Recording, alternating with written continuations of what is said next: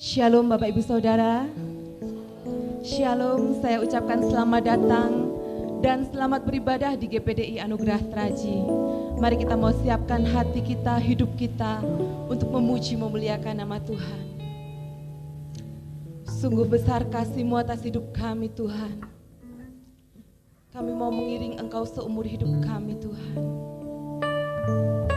Terima kasih untuk setiap kasih-Mu.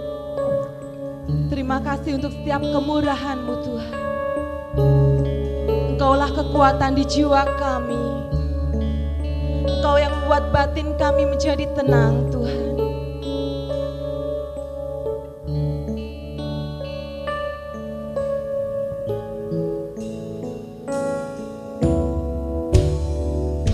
Kekuatan di jiwaku, ketenangan batinku, ada dalam hadirat-Mu, ku menyembah-Mu.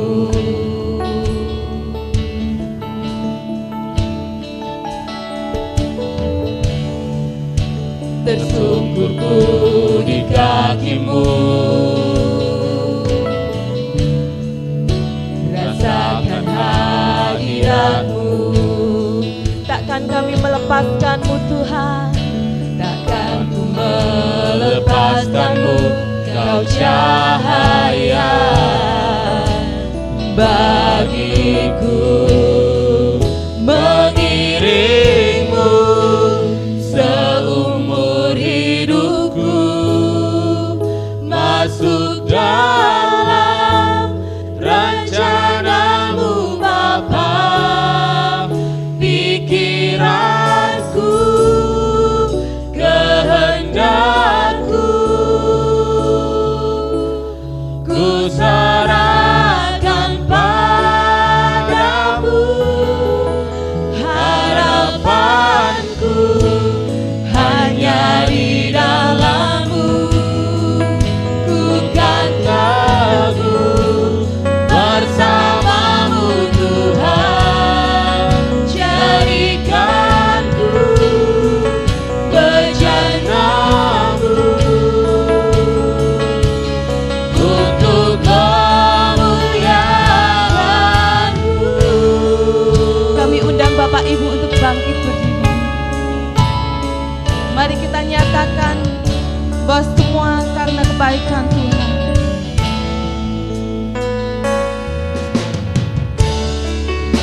Kekuatan di jiwaku,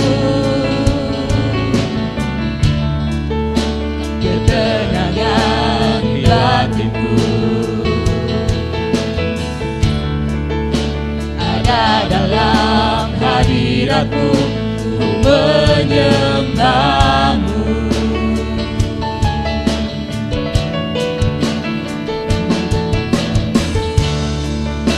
Tersungkurku di kaki-Mu, kami mau merasakan hadirat-Mu Tuhan.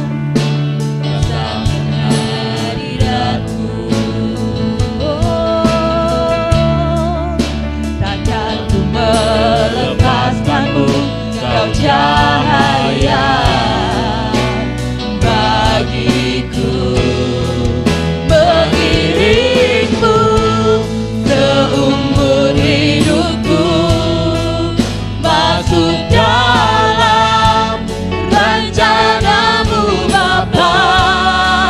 Pikiranku, kehendakku, kami serahkan padamu Tuhan. Ku serahkan padamu. Ini harapan kami Tuhan. Harapanku hanya di dalam-Mu. Kami mau teguh bersama-Mu. Teguh bersama-Mu Tuhan. Jadikanku bejana-Mu. Jadikan kami bejana-Mu Tuhan, untuk kemuliaan-Mu.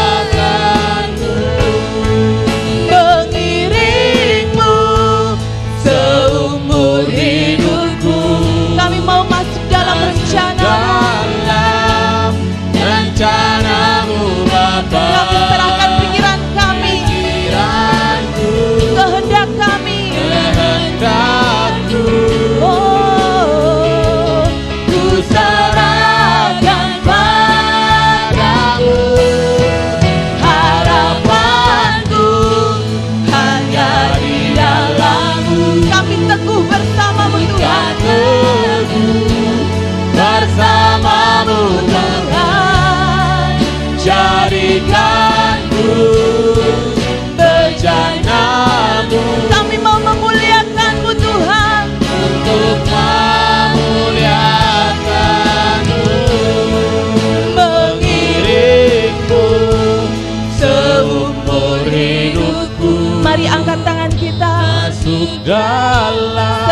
hidup kita. Rencanamu Masuk dalam rencana Tuhan. pikiranku, Ini pikiran kami. kehendak Ini kehendak kami Tuhan.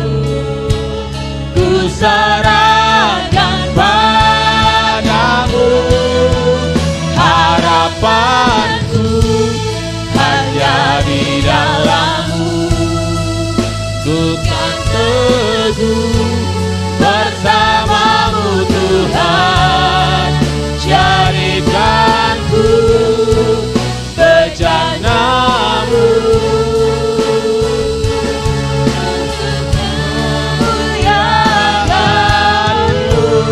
Mari sembah Tuhan. Oh haleluya. Kau ketenangan kami Tuhan. Kau ketenangan jiwa kami, batin kami Tuhan. Hanya bersama-Mu kami tenang Tuhan. Kami rindu merasakan hadirat-Mu Tuhan. Oh mari sembah Tuhan. Haleluya, haleluya, haleluya.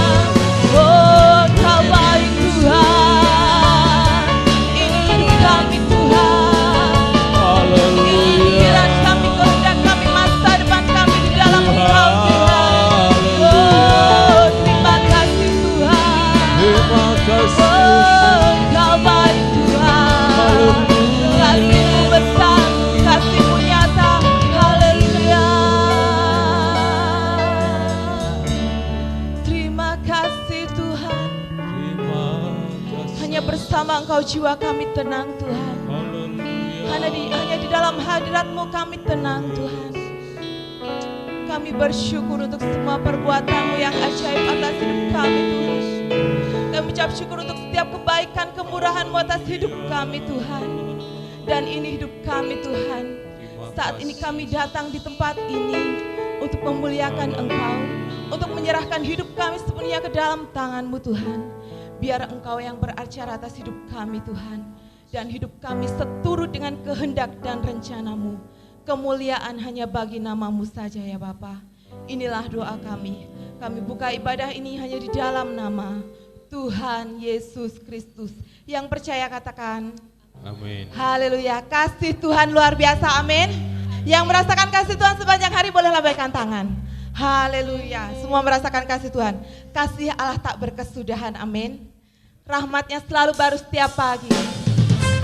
Mari memuji Tuhan dengan sukacita. Terima kasih Tuhan.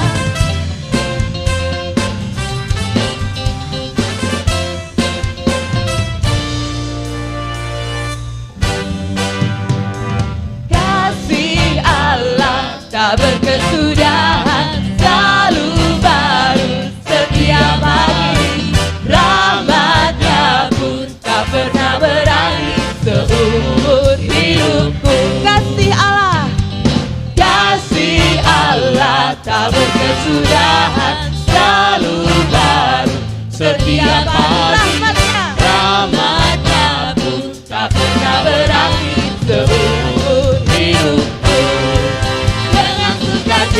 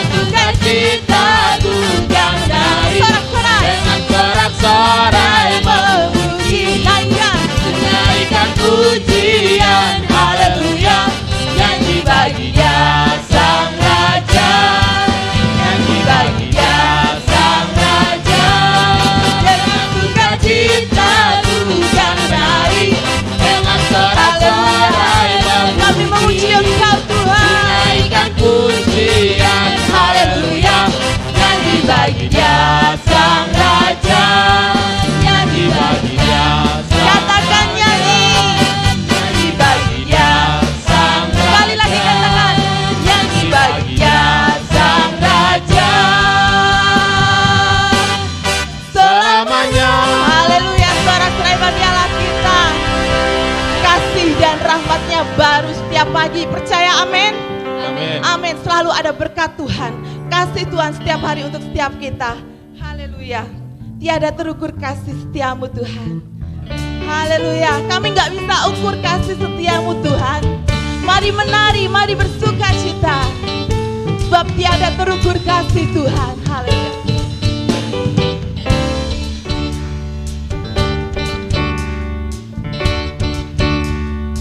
Sama-sama katakan. Tiada terukur besar kasih setiamu Tuhan. Panjang dan lebarnya, panjang dan lebarnya melebihi lautan. Katakan jauh tinggi, Jauh tinggi mengatasi langit, dalamnya tak dapat kusalah. katakan besar selamanya. Kasih setiamu, kasih setiamu besar selamanya.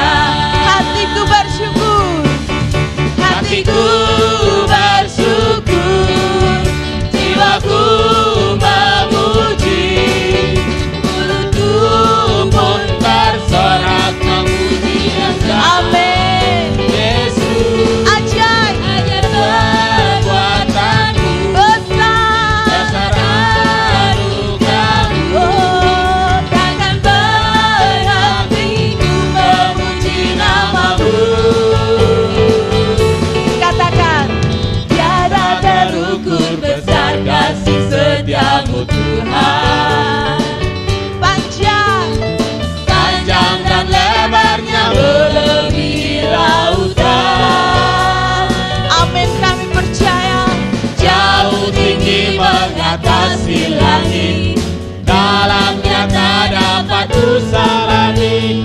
Kasih setiamu besar selamanya. Katakan dengan iman. Kasih setiamu besar selamanya. Mari memuji. Hatiku bersyukur, jiwaku memuji, Mulutku pun bersorak memuji Engkau. Yesus. Ada kekuatanmu, besar anugerahmu, oh takkan berhenti ku memuji namamu. Katakan hatiku bersyukur, hatiku Bersyukur, haleluya. Katakan jiwaku memuji, mari memuji dengan mulut, mulutku pun bersorak memuji Engkau. Yesus. Ajaib kekuatanmu, besar anugerahmu, takkan berhenti ku memuji namamu. Tiada terukur besar kasih setiamu Tuhan. Panjang dan lebarnya melebihi lautan. Terima kasih Tuhan. Jauh tinggi mengatasi langit, Dalamnya tak dapat kusalani. kasih setiamu besar selamanya. Katakan kasih, Kasih setiamu besar selamanya. Dengan iman katakan kasih setiamu, kasih setiamu besar selamanya. Kasih setiamu besar selamanya. Haleluya. Terpujilah Engkau Tuhan. Haleluya. Kami persilakan Bapak Ibu untuk duduk kembali. Sungguh hati kami limpah dengan syukur Tuhan. Oleh karena kasih-Mu, setiamu atas hidup kami. Dan hanya dekat padamu saja kami tenang Tuhan. Haleluya. Terima kasih Tuhan untuk kasih-Mu. Terima kasih untuk kesetiaan-Mu atas hidup kami Tuhan. Kami mau tenang bersama Engkau Tuhan. Haleluya.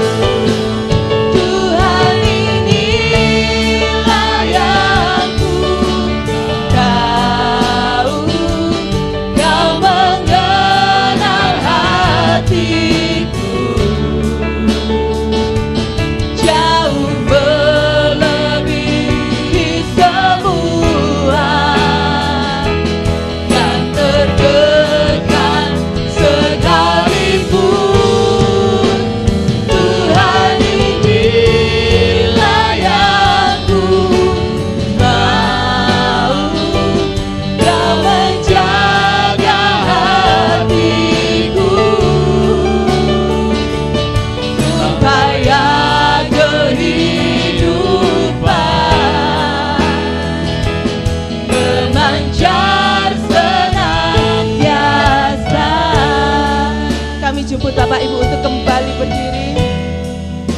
Katakan bahwa hanya dekat kasih Bapa saja kita tenang, kita tentram. Hanya dekat kasih-Mu Bapa, jiwaku pun tentram. Engkau menerimaku, Engkau Allah yang menerima kami apa adanya Tuhan. dengan sepenuhnya. Walau dunia melihat rupa, namun Kau memandangku Engkau yang memandang hati kami Tuhan. sampai kedalaman hatiku.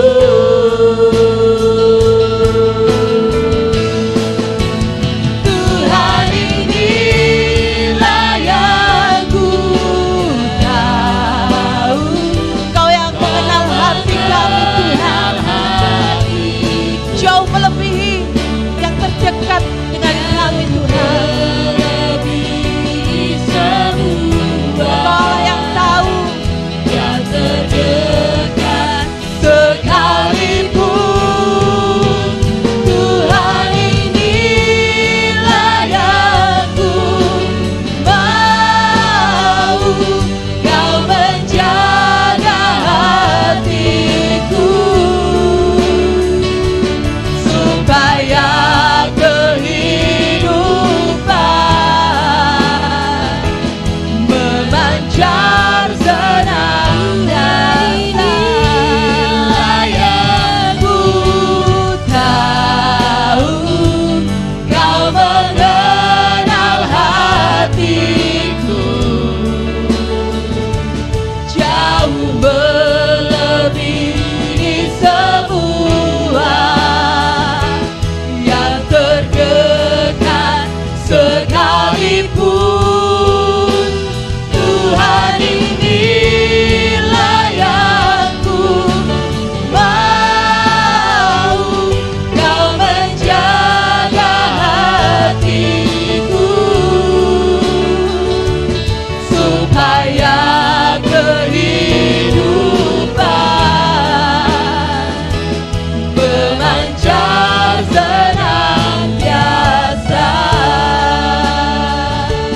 haleluya Yesus. Jagai hati kami Tuhan. Kami minta Mbak Berta pimpin dalam doa. Kami mengucap syukur Tuhan Yesus buat sore hari ini. Terima kasih Bapa untuk semua kebaikan dan kemurahan-Mu, sehingga pada saat sore hari ini kami boleh berkumpul, kami boleh memuji dan mempermuliakan nama-Mu Bapa. Jika sementara kami mau mendengarkan firman-Mu, biarlah Engkau yang memimpin dari awal pertengahan sampai akhirnya nanti. Engkau memberkati Bapa Gembala dalam menyampaikan firman-Mu. Engkau juga akan memberkati kami jemaat-Mu Bapa, agar kami dapat menjadi pendengar yang baik dan dapat menjadi pelaku firman-Mu. Ini doa kami Bapa, kami siap untuk duduk diam mendengarkan firman-Mu hanya di dalam nama Tuhan kami Yesus Kristus. Haleluya. Amin. Amin. Untuk waktu selanjutnya saya serahkan kepada Bapak Gembala. Shalom, puji Tuhan. Selamat sore Bapak Ibu, selamat berjumpa. Salam sejahtera dalam kasih Tuhan Yesus Kristus. Bagaimana kabarnya Bapak Ibu, semuanya baik? Puji Tuhan. Hari ini siapa yang rindu untuk terima berkat dari firman Tuhan? Silakan lambaikan tangan. Haleluya, semua ingin terima berkat. Ya. Tema firman Tuhan sore ini berbicara tentang diselamatkan untuk menyelamatkan. Temanya apa Bapak Ibu? Coba diulangi. Diselamatkan untuk menyelamatkan. Jadi dari tema firman Tuhan sore ini, Tuhan sedang mengajar anak-anak Tuhan supaya tidak egois. Ketika saudara dan saya sudah diselamatkan, Tuhan memberi tugas pada saudara dan saya juga untuk menyelamatkan orang lain. Ya, sama itu seperti waktu zamannya Abraham. Ya, di dalam Kejadian 22 ayat 17-18 dikatakan Abraham diberkati luar biasa supaya Abraham bisa menjadi berkat.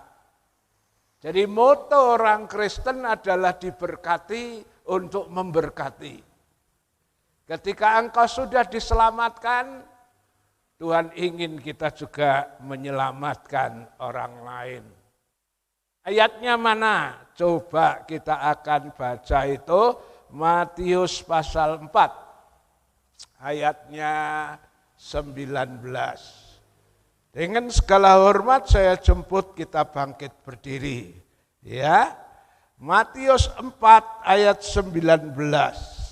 Demikian bunyi firman Tuhan. Yesus berkata kepada mereka, mari ikutlah aku dan kamu akan kujadikan penjala manusia. Murid yang pertama ditemukan oleh Tuhan adalah Petrus dan Andreas, saudaranya.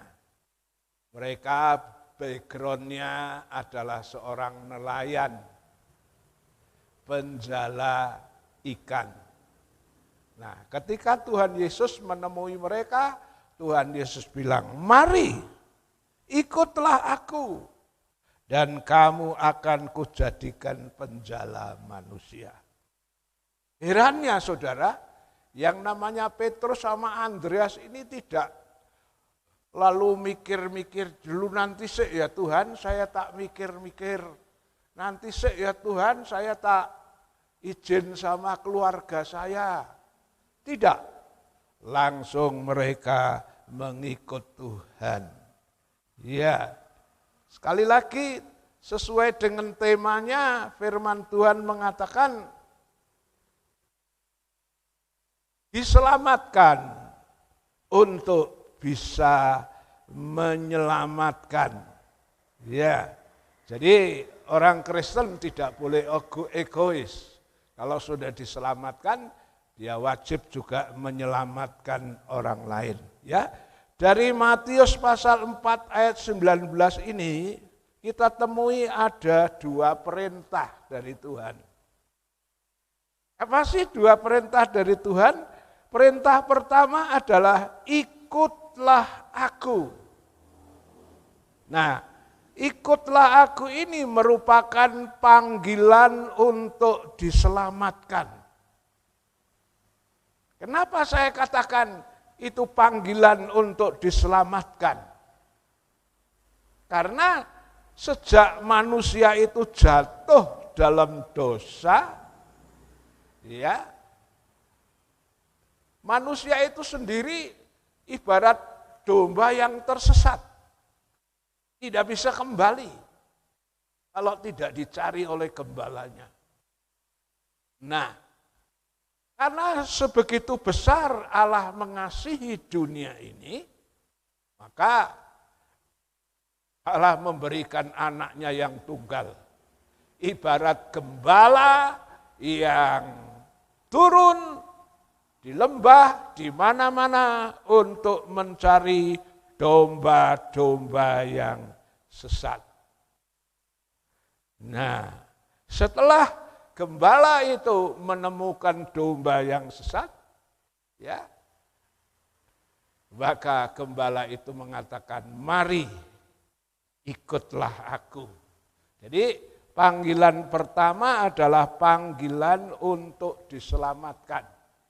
Ya, seperti yang dikatakan Yohanes 3:16, karena demikian Allah mengasihi isi dunia, ya berikan anaknya yang tunggal. Supaya siapa saja itu orangnya yang mau percaya tidak binasa, melainkan mendapat hidup kekal. ikutlah aku, itu panggilan untuk diselamatkan. Ya, jadi Tuhan memanggil saudara dan saya untuk datang kepadanya, itu tujuan Tuhan adalah untuk menyelamatkan saudara dan saya. Mari kita lihat ayatnya, ada di 1 Tesalonika pasal 5. Ayatnya yang ke-9. Iya. Coba 1 Tesalonika 5 ayat 9. 1 Tesalonika 5 ayat yang ke-9. Karena Allah tidak menetapkan kita untuk ditimpa murka, tetapi untuk beroleh keselamatan oleh Yesus Kristus Tuhan kita. Ya, karena Allah tidak menetapkan kita untuk ditimpa murka. Ikutlah aku. Tuhan memanggil saudara dan saya bukan untuk dibinasakan. Tuhan memanggil saudara dan saya supaya kita beroleh keselamatan. Tentunya ya melalui proses ketika saudara dipanggil, saudara datang kepada Tuhan, saudara harus percaya, saudara harus bertobat, mengakui segala dosa kesalahannya, dan saudara harus berjanji untuk tidak melakukan dosa-dosa itu lagi. Mari satu ayat lagi yang menunjukkan bahwa Tuhan memanggil kita untuk diselamatkan. Sekarang di Perjanjian Lama, yaitu Yesaya pasal 1 ayat 18. Yesaya 1 ayat 18. Marilah, baiklah kita berperkara, firman Tuhan. Sekalipun dosamu merah seperti kirmisi, akan menjadi putih seperti salju. Sekalipun berwarna merah seperti kain kesumba, akan menjadi putih seperti bulu domba. Ketika kita mau dengar suara Tuhan, mengikuti panggilan Tuhan, marilah, ikutlah aku. Lalu saudara dan saya seperti halnya Petrus merespon, datang kepada Tuhan. Tuhan panggil bukan untuk dibinasakan. Tuhan panggil saudara dan saya untuk menerima keselamatan. Sekali lagi tentunya setelah kita datang, kita harus datang dengan pertobatan, mengakui segala kesalahan-kesalahan kita. Seperti yang dikatakan di sini, marilah kita berperkara. Tuhan mengundang, mari datang. Dengan segala kerendahan hati dan kejujuran Anda datang dan Anda mau mengakui segala dosa pelanggaran saudara, maka yang terjadi adalah sekalipun dosamu merah kirmisi, ya akan menjadi putih seperti salju. Kenapa? Karena dibasuh oleh darah Yesus. Sekalipun berwarna merah seperti kain kesumba, akan menjadi putih seperti bulu domba. Kenapa? Ketika saudara datang bertobat, mengakui dosa saudara dan saya, maka darah Yesus yang dikorbankan di kayu salib itu mengampuni. Ada ayat di mana itu ya? 1 Yohanes 1 ayat 9 mengatakan, kalau kamu mengaku segala dosamu, Allah itu setia dan adil, sehingga ia mengampuni, menyucikan saudara dan saya dari segala dosa dan kejahatan. Inilah panggilan pertama, mari ikutlah aku. Untuk apa? Saudara dipanggil bukan untuk dibinasakan, tapi untuk menerima keselamatan.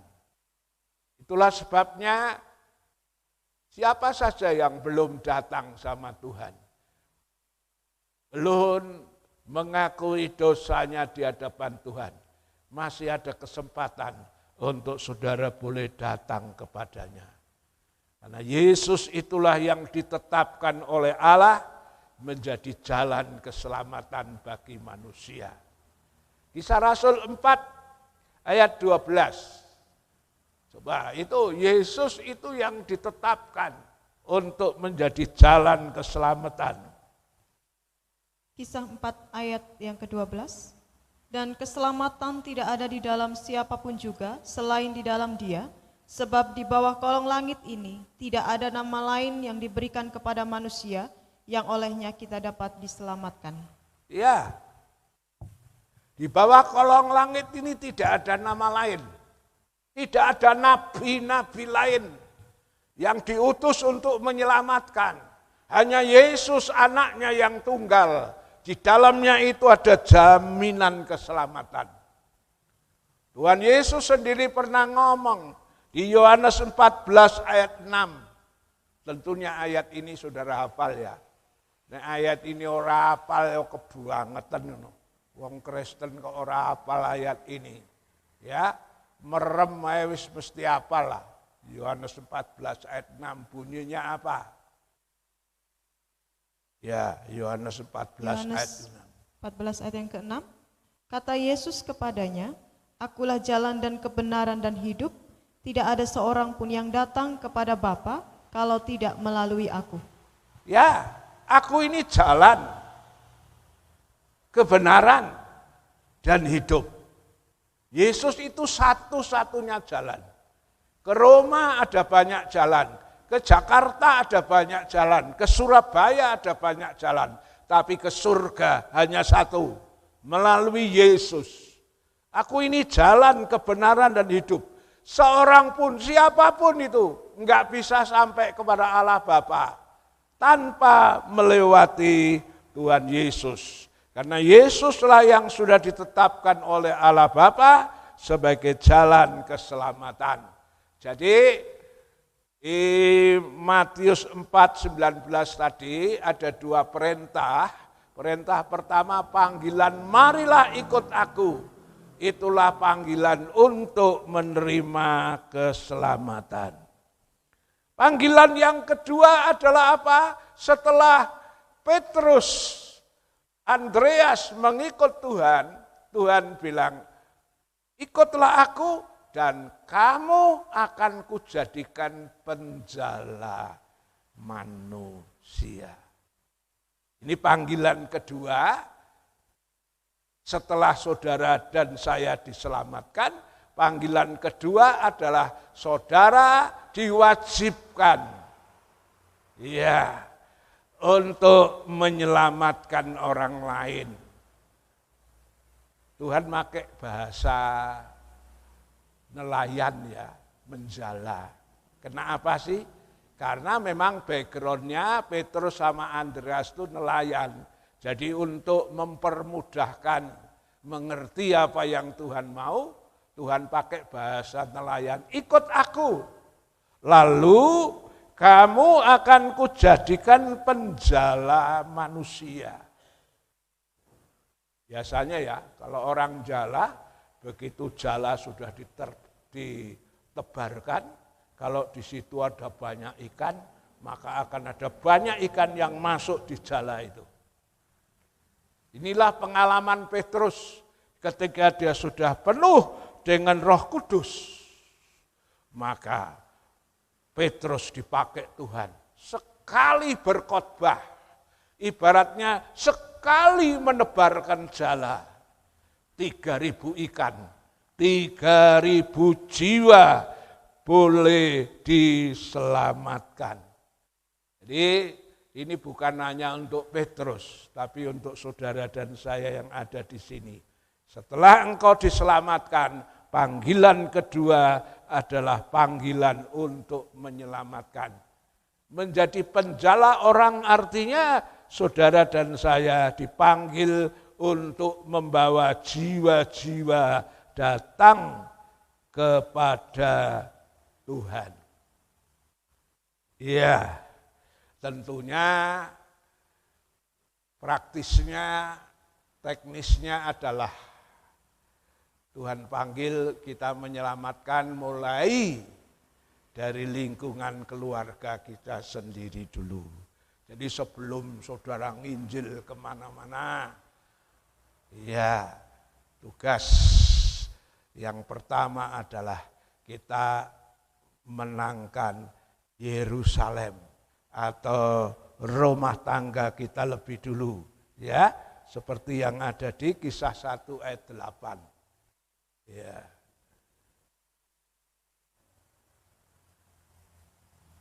Kisah Para Rasul 1 ayat yang ke-8.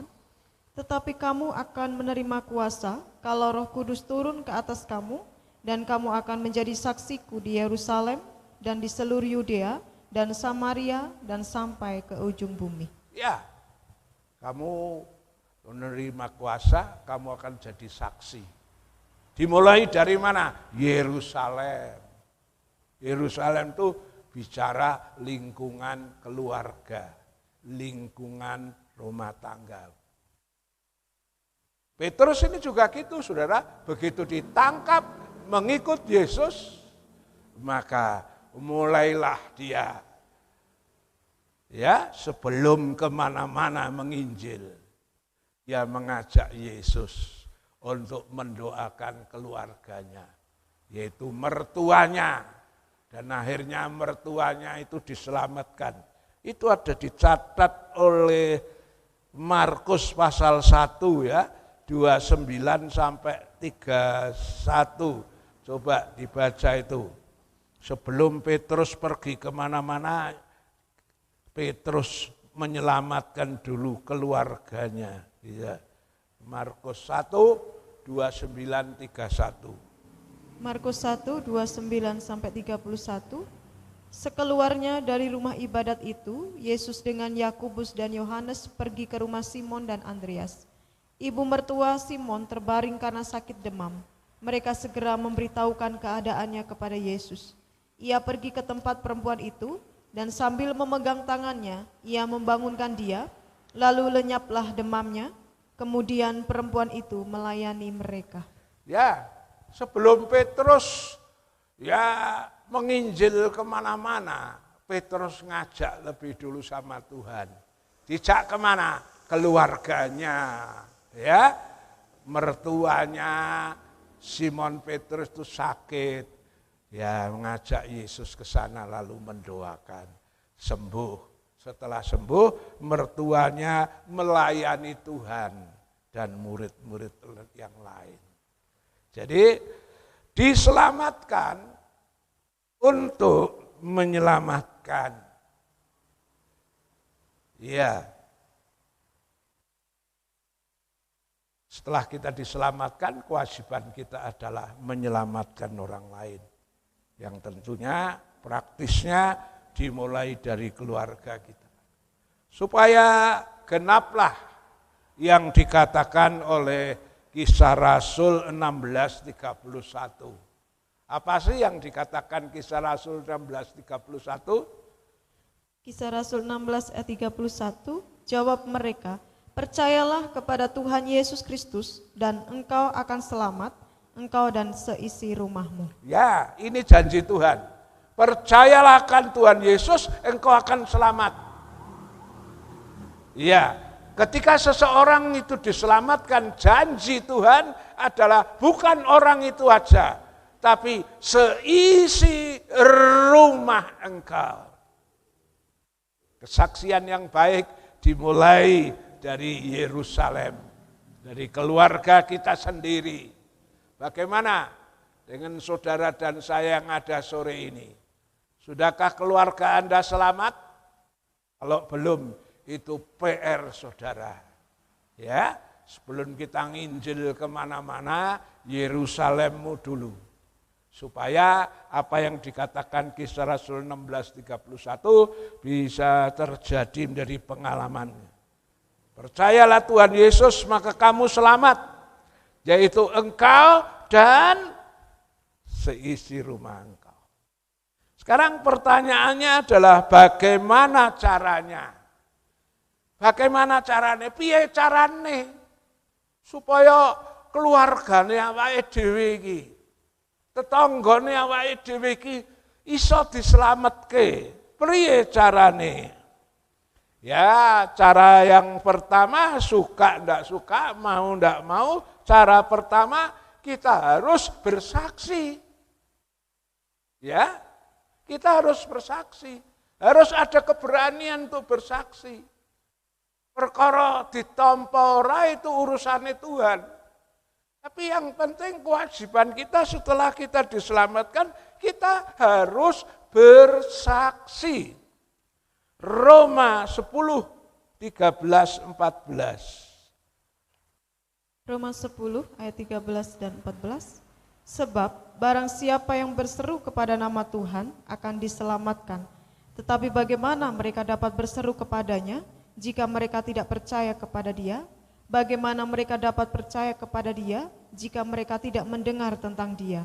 Bagaimana mereka mendengar tentang Dia jika tidak ada yang memberitakannya?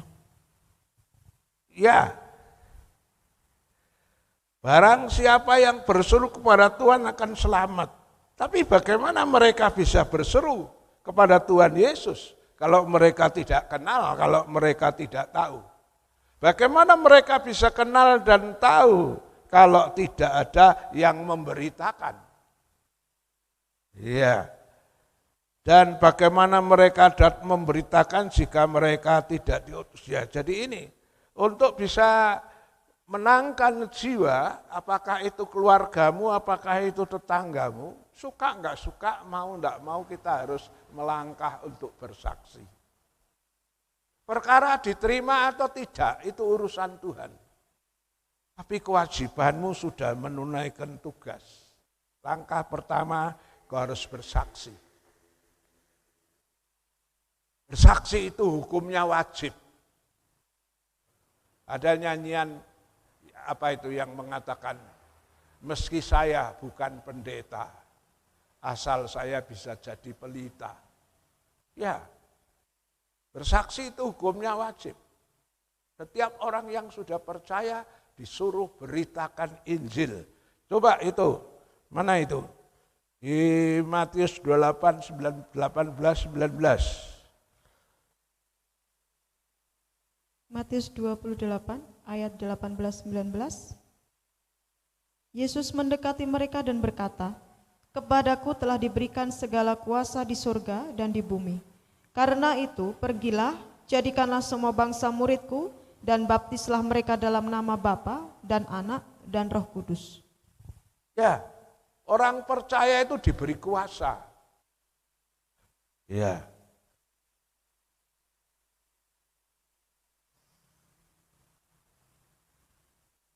Tuhan Yesus mendapat kuasa dari Bapaknya. Dan Tuhan Yesus memberi kuasa ini kepada orang-orang percaya. Dan menugaskan orang percaya ini untuk pergi. Ya, memberitakan Injil Tuhan. Ya, membaptiskan orang. Jadikan sekalian bangsa itu muridku. Kita harus bersaksi menjadikan orang-orang itu, apakah keluarga kita, tetangga kita, sekitar kita bisa mengenal Yesus dan diselamatkan. Jadi bersaksi itu hukumnya wajib, saudara. Paulus berkata, kalau aku tidak bersaksi itu dosa. Ya, why itu celaka. Coba kita baca itu. 1 Korintus 9 ayat 16. 1 Korintus 9 ayat yang ke-16. Karena jika aku memberitakan Injil, aku tidak mempunyai alasan untuk memegahkan diri. Sebab itu adalah keharusan bagiku. Celakalah aku jika aku tidak memberitakan Injil. Ya, kalau aku memberitakan Injil, kalau aku bersaksi, itu bukan untuk megah-megahan, sombong-sombongan. Enggak. Tapi Paulus bilang kalau aku sampai tidak bersaksi, celakalah aku. Jadi apa? Paulus bilang kalau aku tidak bersaksi itu dosa itu, celaka aku. Dalam perjanjian lama dikatakan kalau kita tidak mengingatkan orang berdosa itu, nanti kalau orang berdosa itu dihukum, saudara harus bertanggung jawab. Apalagi orang berdosa itu dekat dengan saudara. Ya nanti kita diminta pertanggungjawabannya. Jadi bersaksi itu hukumnya wajib. Yehezkiel 3 ayat 20. Yehezkiel 3 ayat 20. Jikalau seorang yang benar berbalik dari kebenarannya dan ia berbuat curang, dan aku meletakkan batu sandungan di hadapannya, ia akan mati. Oleh karena engkau tidak memperingatkan dia, ia akan mati dalam dosanya, dan perbuatan-perbuatan kebenaran yang dikerjakannya tidak akan diingat-ingat. Tetapi aku akan menuntut pertanggungan jawab atas nyawanya daripadamu. Ya, kalau seorang yang benar itu berbuat dosa, curang, lalu dia mati. Orang yang berbuat dosa, mati dalam dosa, dia menerima hukuman. Tapi kalau engkau tidak mengingatkan, kalau engkau tidak bersaksi, maka dikatakan itu darahnya akan kutuntut daripadamu. Artinya saudara dan saya dimintai pertanggungan jawab. Ya, jadi untuk bisa menangkan jiwa, pertama bersaksi. Suka nggak suka, mau nggak mau kita harus bersaksi. Dan minta hikmat dari Tuhan. Ya, supaya kita bisa cari timing yang baik untuk bersaksi. Iya. Kalau ditolak bagaimana? Kalau ditolak itu urusannya Tuhan. Yang penting kewajiban saudara sudah bersaksi. Paulus bilang kalau aku enggak bersaksi, itu rasanya aku ini bersalah. Kalau aku enggak bersaksi, Paulus itu bilang, aku ini kayak wong utang, urung nyaur. Hukumnya orang hutang bagaimana? Wajib apa? Wajib bayar kan? Paulus bilang kalau aku tidak bersaksi itu kayak orang yang utang belum bayar. Mosok sih apa ono ayatnya kayak gitu? Ada. Coba Roma pasal 1. Ya, Roma pasal 1. Itu di surat Roma pasal 1.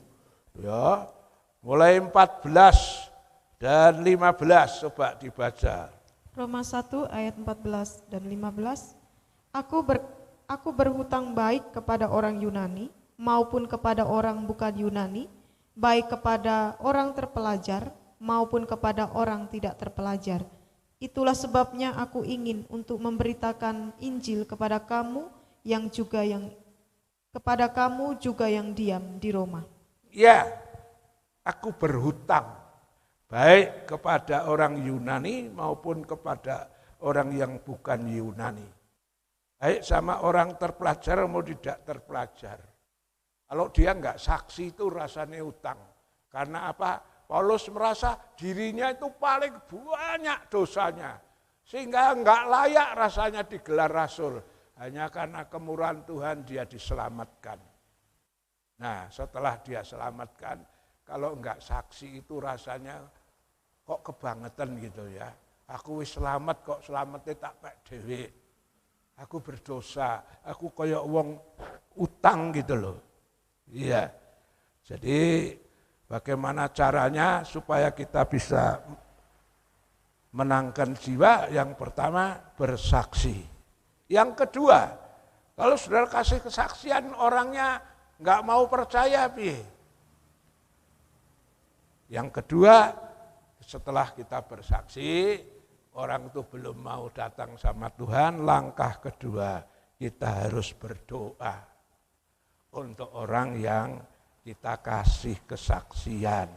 Ya, kita harus doa.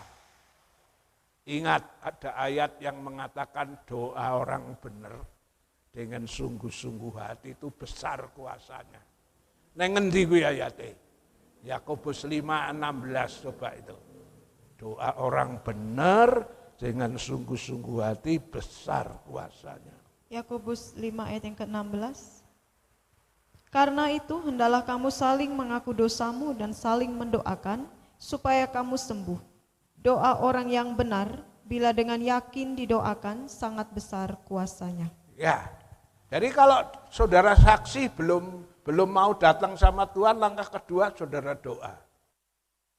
Ya, sekali, 2 kali, 3 kali doa belum dijawab, terus doa. Harus yakin bahwa doa orang benar itu punya kuasa.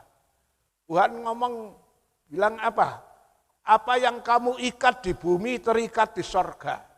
Yang kamu orak di bumi terorak di sorga. Artinya apa? Doa kita itu, ya kuasanya itu tembus sampai ke sorga, saudara. Ya, ada banyak contoh dalam Alkitab. Ketika orang itu berdoa, maka orang yang didoakan itu akhirnya selamat. Siapa itu? Contoh pertama itu Bapak Abraham. Ketika dia ngerti bahwa Sodom akan dibinasakan oleh Allah. Sementara Abraham ingat bahwa di Sodom itu ada keponakannya Lot sekeluarga. Abraham mau ke sana, waktunya sudah sangat mepet, darurat. Dia tidak bisa ke sana.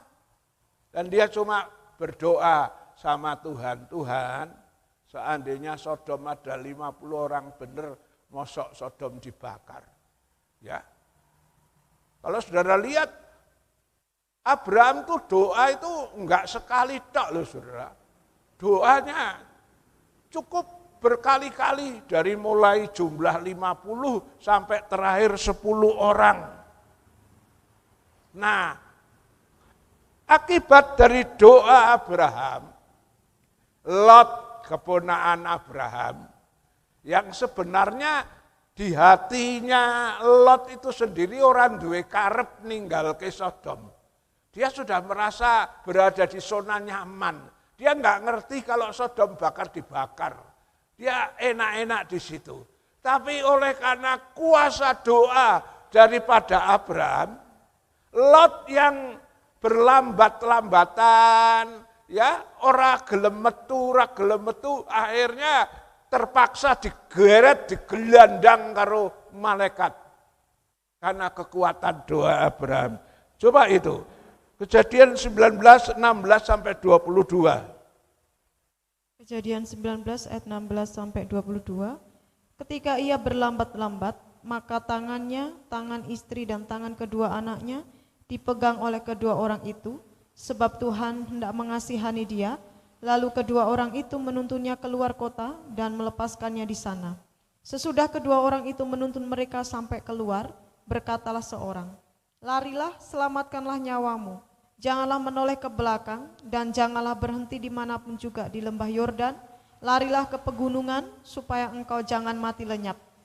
Kata Lot kepada mereka, "Janganlah kiranya demikian, tuanku. Sungguhlah hambamu ini telah dikaruniai belas kasihan di hadapanmu, dan tuanku telah berbuat kemurahan besar kepadaku dengan memelihara hidupku. Tetapi jika aku harus lari ke pegunungan, pastilah aku akan tersusul oleh bencana itu sehingga matilah aku. Sungguhlah kota yang di sana itu cukup dekat kiranya untuk lari ke sana. Kota itu kecil, izinkanlah kiranya aku lari ke sana. Bukankah kota itu kecil? Jika demikian, nyawaku akan terpelihara." Sahut malaikat itu kepadanya, "Baiklah, dalam hal ini pun permintaanmu akan kuterima dengan baik, yakni kota yang telah kau sebut itu tidak akan kutunggang balikkan. Cepatlah, larilah ke sana, sebab aku tidak dapat berbuat apa-apa sebelum engkau sampai ke sana." Itulah sebabnya nama kota itu disebut Zoar. Aku tidak dapat berbuat apa-apa sebelum kamu sampai di sana, katanya. Ini kekuatan doa Abraham. Lot sing kelendat cara Jawane digelandang, digueret, gawa metu karena Sodom mau dibakar. Kenapa bisa terjadi? Ini kekuatan doa dari Abraham.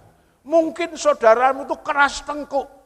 Mungkin saudaramu itu terlalu terikat dengan hal-hal yang ada di dunia ini, sulit untuk dilepaskan. Tapi kalau engkau sungguh berdoa, doa itu punya kuasa. Buktinya Lot kelelat digueret karena kekuatan doa dari Abraham.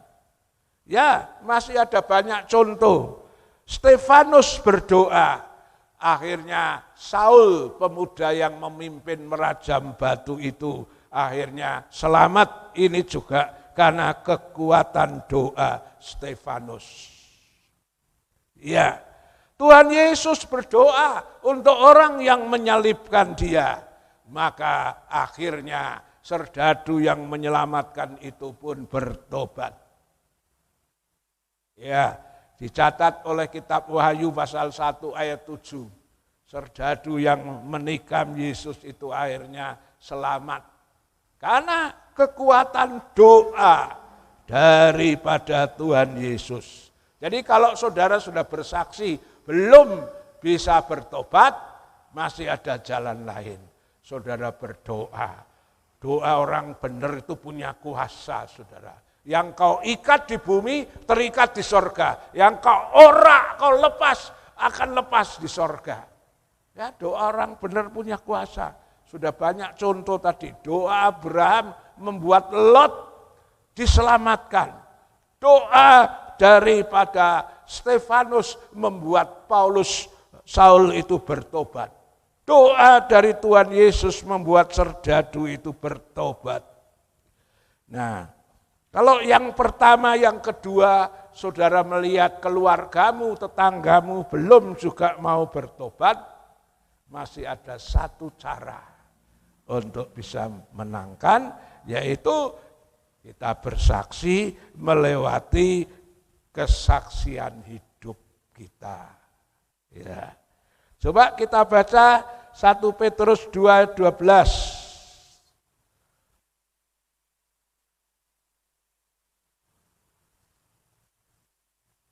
1 Petrus 2 ayat yang ke-12, milikilah cara hidup yang baik di tengah-tengah bangsa-bangsa bukan Yahudi, supaya apabila mereka memfitnah kamu sebagai orang durjana, mereka dapat melihatnya dari perbuatan-perbuatanmu yang baik dan memuliakan Allah pada hari Ia melawat mereka. Orang Kristen bisa bersaksi melewati perbuatan baik. Milikilah cara hidup yang baik di tengah-tengah bangsa yang bukan Yahudi, di tengah-tengah orang kafir. Orang Kristen harus menjadi surat Kristus yang terbuka, garam dan terangnya dunia. Ketika engkau memiliki citra Kristen yang baik, orang yang dulunya itu melawan Tuhan, akhirnya mereka bisa memuliakan Tuhan. Satu ayat lagi, Matius 5:16.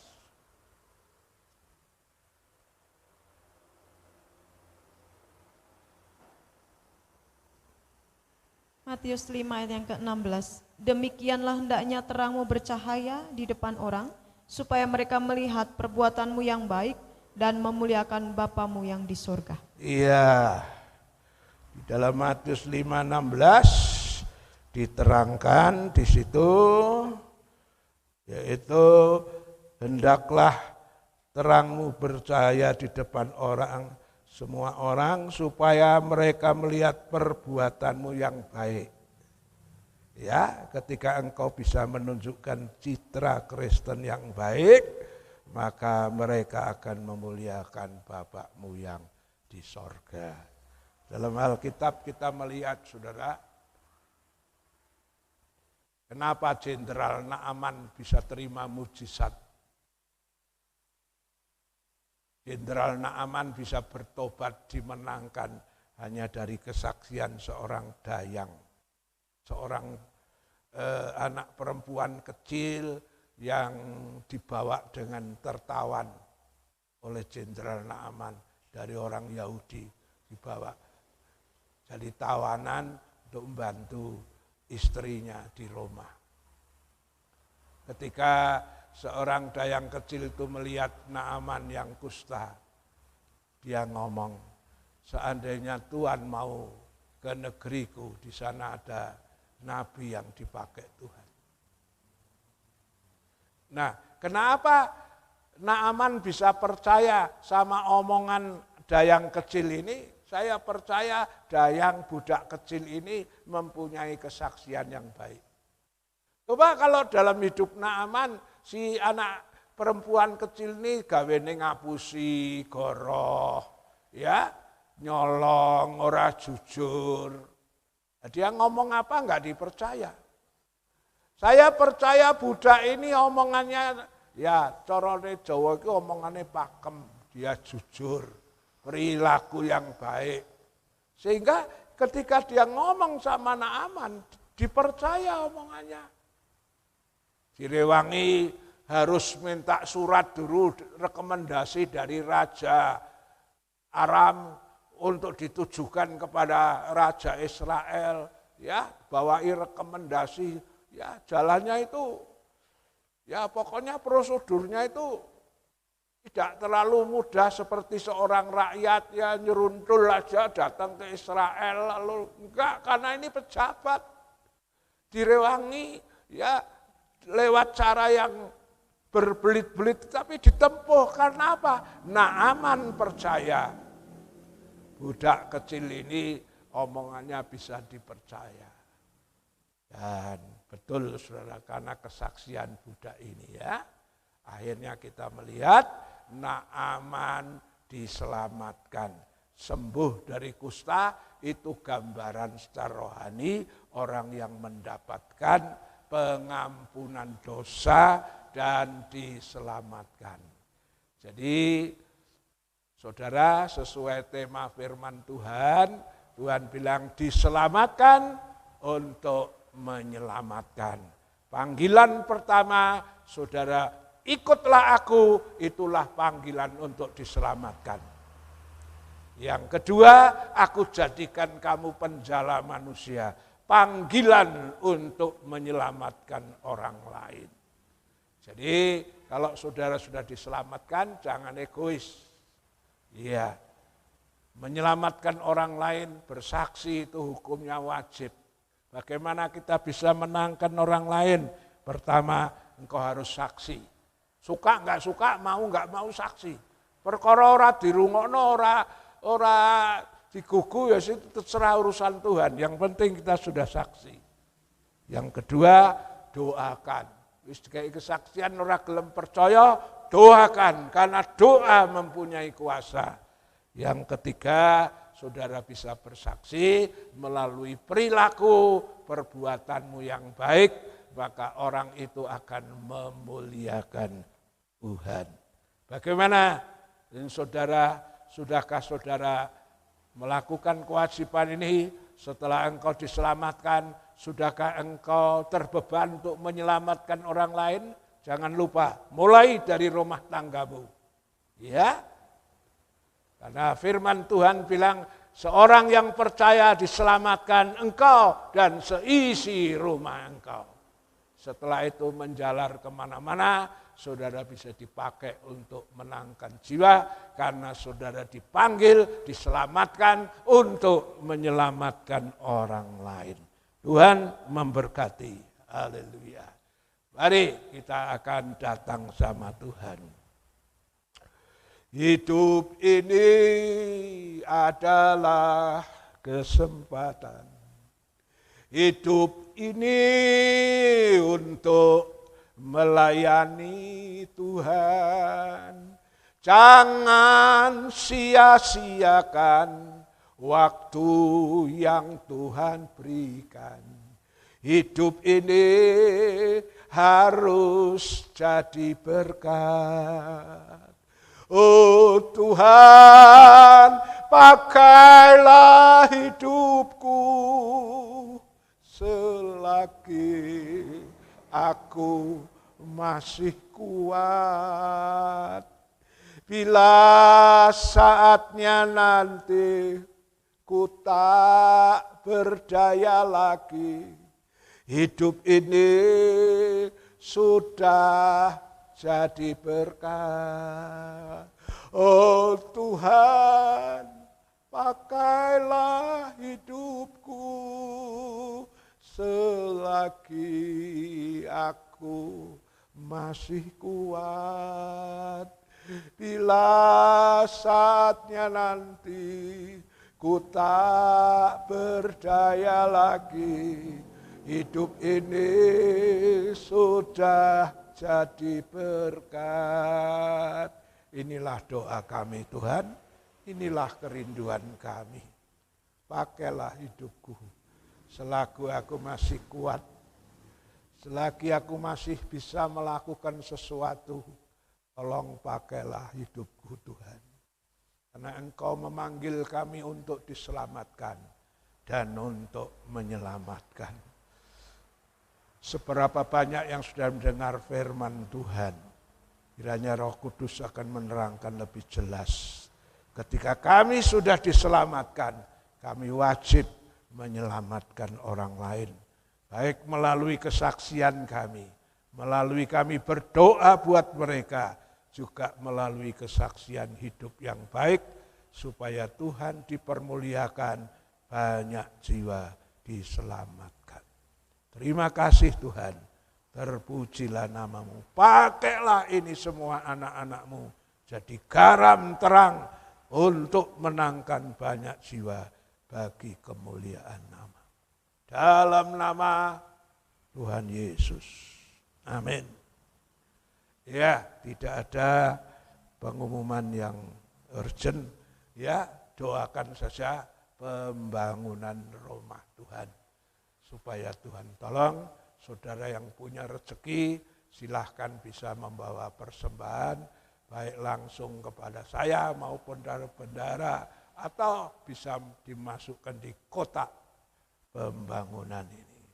Dengan kerjasama, saudara kita gandengan tangan, saya percaya proyek pembangunan rumah Tuhan akan segera selesai. Tuhan memberkati. Shalom, shalom, damai Allah turun ke atasmu sekarang. Shalom, shalom, damai Allah sekarang dan selamanya. Seperti sungai mengalir, lembut gemercik, seperti burung merpati, damai surgawi. Shalom, shalom, diberkatilah kau selalu. Berkat atas nama Bapa, Anak, Roh Kudus. Pulanglah saudara, terimalah berkat daripada Tuhan. Yang sakit disembuhkan, yang lemah dikuatkan, yang punya masalah, persoalan apapun kau pulang dengan kemenangan. Berkati setiap usaha kerjaan anak-anakmu, baik yang tani, ternak, dagang, wira swasta, kerja apapun yang halal diberkati, anak sekolah, kuliah, kasih kepintaran, kepandaian, sediakan semua yang diperlukan, kau mengatur masa depan anak-anakmu ya Tuhan. Setiap persembahan yang dibawa anak-anakmu hari ini, tatangan, sukarela, perpuluhan, nasar, buah sulung, bahkan persembahan untuk pembangunan rumah Tuhan. Kau catat, kau nilai, dan kau akan kembalikan lipat kali ganda. Marilah saudara kita kembali membawa berkat Allah Bapa, kasih sayang dari Tuhan Yesus, dan persekutuan Allah Roh Kudus menyertai saudara dan saya saat ini sampai Maranatha, Tuhan Yesus datang kembali. Haleluya. Amin. Tuhan memberkati.